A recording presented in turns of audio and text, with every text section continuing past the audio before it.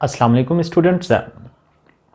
आज के लेक्चर में हम स्टडी करने जा रहे हैं income and class price elasticity of demand. जैसा कि पहले लेक्चर में हम इलास्टिसिटी को डिस्कस करते हुए कहा था कि इलास्टिसिटी के 3 टाइप्स हैं, price elasticity, income elasticity and class price elasticity. Income price elasticity को हमने लास्ट लेक्चर में डिस्कस किया था। आज के लेक्चर में हम क्या करेंगे, इन 2 टाइप्स को डिस्कस करेंगे, इनकम और class price elasticity of demand को। ओके, अब देखते हैं कि इनकम इलास्टिसिटी ऑफ डिमांड क्या कहता है। ये कहता है द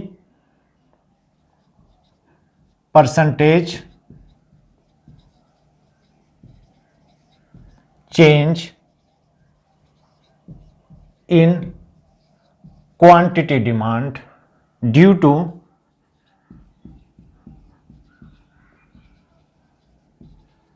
percentage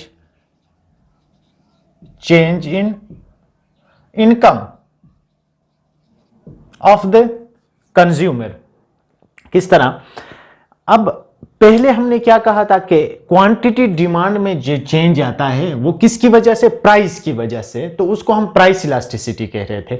आज के इसमें हम कह रहे टॉपिक में कि quantity demand of a particular good, the change in percentage change in demand of particular good due to the percentage change in income of a consumer. एक कंज्यूमर की इनकम में चेंज आने की वजह से किसी भी गुड के डिमांड में जो चेंज आती है, आइदर इट इज इंक्रीज्ड और डिक्रीज्ड, तो उसको हम क्या कहते हैं, इनकम इलास्टिसिटी कहते हैं। क्योंकि वो किस वजह से चेंज आ रहा है, इनकम की वजह से आ रहा है। इसको हम मैथमेटिकली अगर प्रूफ करना चाहे तो कौन सा फार्मूला हम इस्तेमाल करते हैं, income elasticity of demand is equal to percentage change in quantity demand due to percentage change in price,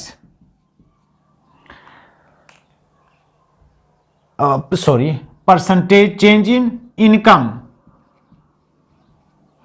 income में चेंज आने की वजह से क्वांटिटी डिमांड में जो चेंज आता है, इसको हम क्या कहते हैं, इनकम इलास्टिसिटी ऑफ डिमांड कहते हैं। अब जब हम किसी भी चीज की क्वांटिटी में चेंजेस और इनकम में चेंजेस का जो वैल्यू होंगी उसको पुट करने के बाद हमारे पास इनकम इलास्टिसिटी की ऑफ डिमांड की कोई वैल्यू आ जाएगी। या वैल्यू 0 होगी, या पॉजिटिव होगी, या नेगेटिव होगी।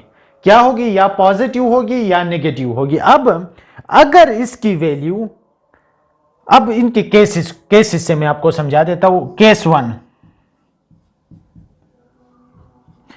1 में क्या है, लेट से हमें एक टेबल दिया हुआ है, हम वहां से वैल्यूज को पुट कर रहे इस फार्मूले पे।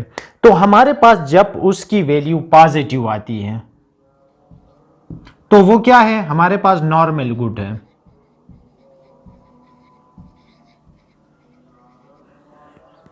वो हमारे पास क्या है, नॉर्मल गुड है। अगर नेगेटिव आती है तो वो क्या है, इंफीरियर गुड है। अगर केस 2 क्या है, नेगेटिव इसकी वैल्यू आती है तो वो क्या है, इंफीरियर गुड।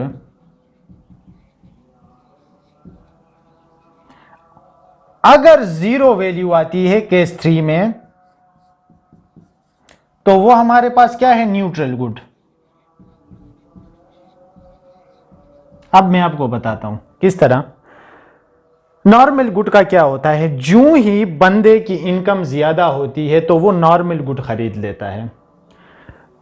इनकम के ज्यादा होने से नॉर्मल गुड जो होते हैं उनकी डिमांड ज्यादा होती है, तो उसकी क्या है, पॉजिटिव वैल्यू आएगी। जब हमारे पास पॉजिटिव वैल्यू आएगी, हम ऑटोमेटिकली, हमें समझना होगा, पेपर में ऑब्जेक्टिव में यह भी पूछा जा सकता है, अगर if income elasticity of demand is positive then the good is normal good, inferior good or neutral good। तो हमने क्या कहना है, this is normal good because when the income of a person increases, the demand of normal good increases. This shows that there is a positive relationship between income and quantity demand in case of normal good. अब inferior में क्या होता है, वो inferior good का हमें पता है, वो चीजें जिनका इनकम के साथ नेगेटिव रिलेशन होता है। जब इनकम ज्यादा होती है तो इंफीरियर गुड जो सस्ती चीजें होती है उनकी क्या होती है, डिमांड कम होती है। ठीक है, जब आपकी इनकम ज्यादा हो तो quantity demand of inferior good decreases. There is a negative relationship between income and quantity demand of inferior good.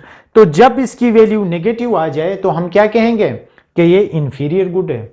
अब इसकी वैल्यू अगर जीरो आए मींस कोई इफेक्ट नहीं है। अब न्यूट्रल गुड क्या है, लेट्स से न्यूट्रल गुड हम कह सकते हैं sugar, salt, medicine.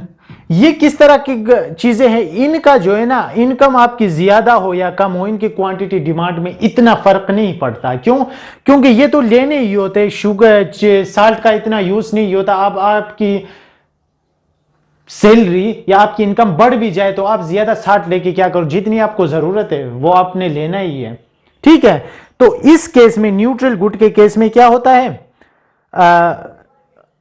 Income elasticity of demand zero होता है।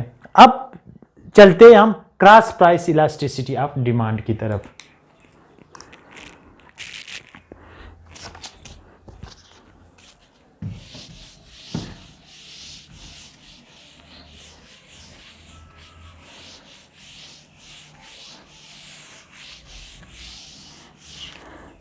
तीसरा हमारे पास क्या है, cross price elasticity of demand.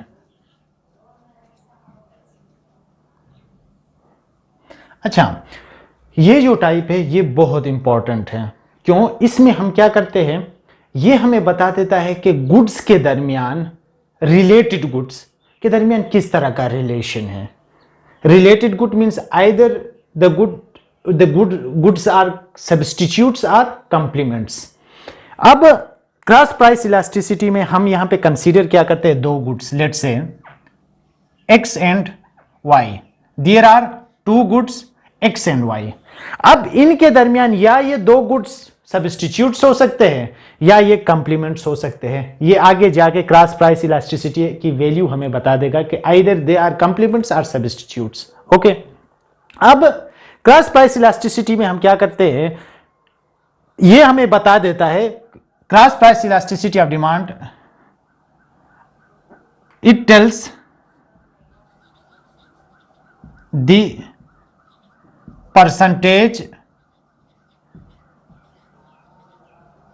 change in quantity demand of good X due to percentage change in price of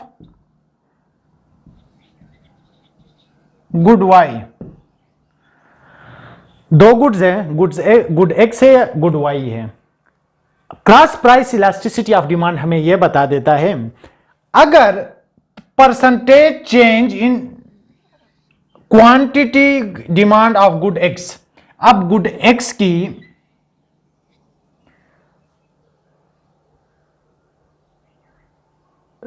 अच्छा, गुड एक्स की क्वांटिटी डिमांड में कितना फर्क आया, परसेंटेज चेंज आया है due to the change in price of good Y. अब good Y के प्राइस चेंज होने से, क्योंकि मैंने आपको बताया हुआ है यहां पे क्या केस है, रिलेटेड गुड्स है या सब्स्टिट्यूट्स है या कंप्लीमेंट्स है। सब्स्टिट्यूट्स वो गुड्स होते हैं जो कि अल्टरनेटिव उनका यूज आप कर सकते हैं, पेप्सी और कोका कोला। पेप्सी और कोका कोला एक दूसरे की जगह यूज हो सकते हैं। Complements car and petrol, car and tyre, वो क्या करते हैं, एक साथ उनको यूज करना होता है। इनको हम क्या कह सकते हैं, सब्स्टिट्यूट्स और कंप्लीमेंट्स को रिलेटेड गुड्स कह सकते हैं। अब ये एक्स और वाई या सब्स्टिट्यूट्स है या क्या है, कंप्लीमेंट्स है। तो इसमें क्या होगा, y के क्वांटिटी, y के प्राइस के चेंज होने से x की क्वांटिटी डिमांड में जो फर्क पड़ता है उसको हम क्या कहते हैं, cross price elasticity of demand कहते हैं। अब इसका फार्मूला क्या होता है, cross price elasticity of demand का, percentage change in quantity demand of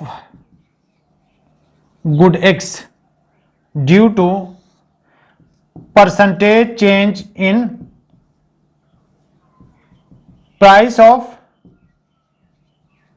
good Y।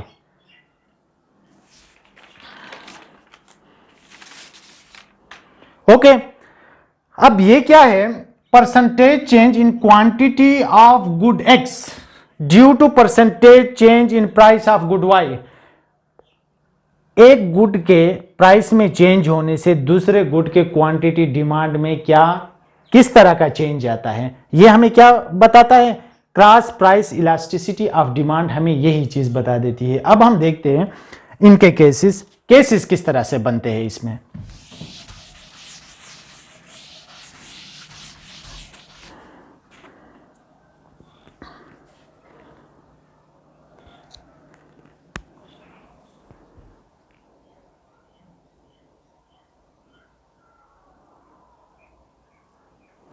Case 1 क्या है, केस 1, केस 1 में अगर गुड्स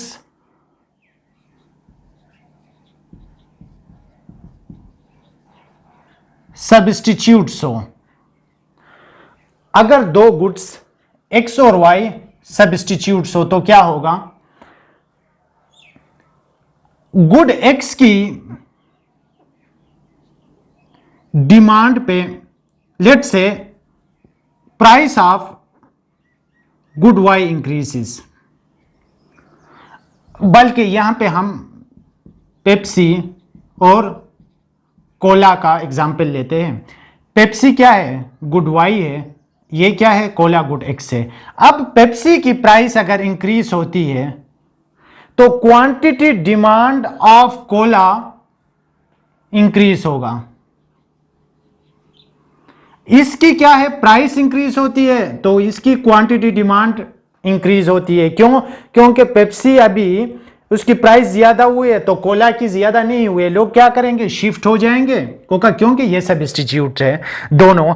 तो इट मींस जब भी दो गुड सब्स्टिट्यूट्स हो, ठीक है, वहां पे क्या होता है, इस केस में जब उसकी प्राइस इंक्रीज होती है तो क्वांटिटी डिमांड दूसरे की इंक्रीज हो जाती है। यहां पे क्या है, पॉजिटिव रिलेशनशिप है इन केस ऑफ सब्स्टिट्यूट्स। अब केस 2 में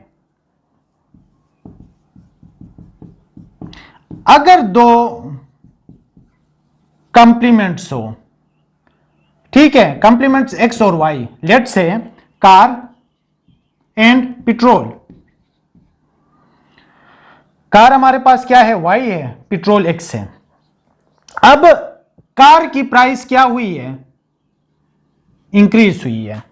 अब कार की प्राइस अगर इंक्रीज होती है तो डिमांड फॉर पेट्रोल डिक्रीज होगी। क्यों, क्योंकि लोग अभी कार नहीं खरीदेंगे, वो महंगी हो गई है, तो पेट्रोल की डिमांड क्या होगी, डिक्रीज होगी। Quantity demand of petrol decreases. तो यहां पे क्या है, there is a negative relationship.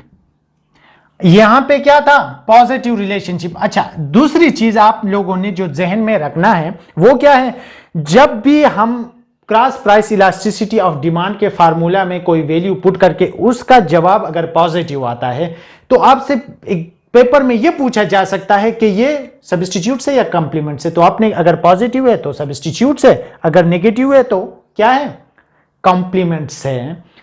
अच्छा, अब तीसरा केस क्या हो सकता है, तीसरा केस हमारे पास न्यूट्रल है। क्या है, न्यूट्रल है या unrelated, sorry unrelated goods. Case 3 क्या है,